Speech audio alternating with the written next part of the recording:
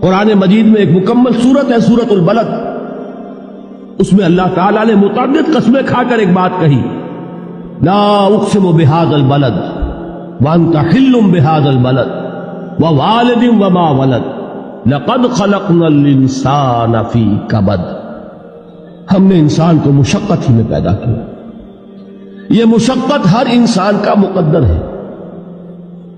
لوگ گھروں کو چھوڑ کر آئے ہوئے ہیں، کہاں کہاں انسان جاتا ہے، یہ اس دنیا میں محنت اور مشقت۔